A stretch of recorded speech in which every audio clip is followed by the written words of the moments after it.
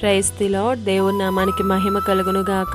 ఈరోజు దేవుని వాగ్దానము, నేనే మీ దేవుడినైన యెహోవాననియు నేను తప్ప వేరు దేవుడొకడును లేడనియు మీరు తెలుసుకొందురు. యోవేలు గ్రంథము 2వ అధ్యాయం 27వ వచనము.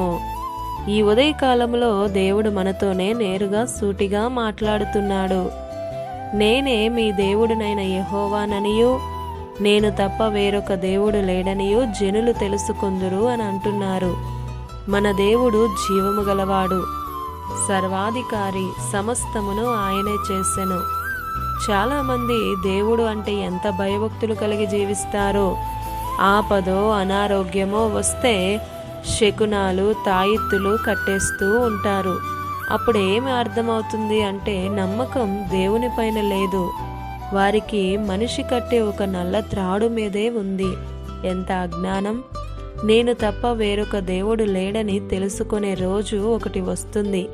అది ఖచ్చితముగా త్వరలోనే వస్తుంది. ఆయనే వెలుగును అంధకారమును సృజించినవాడు, సమాధానకర్త, నిజమైన దేవుడు ఒక్కడే.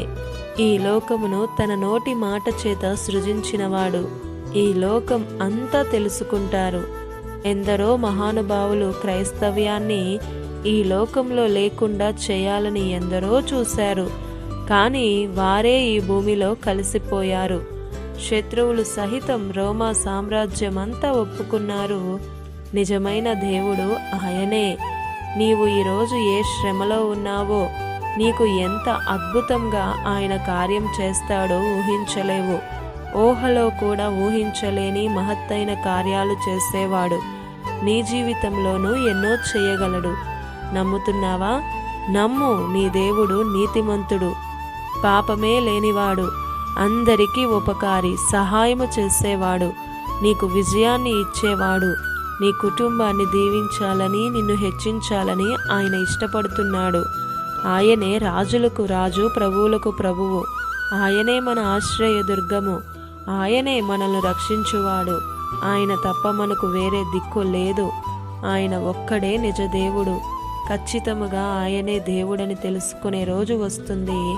ఆ రోజు తలుపు వేసేశాక తీయమని ఎంత కేకలు పెట్టినా ప్రయోజనమే లేదు.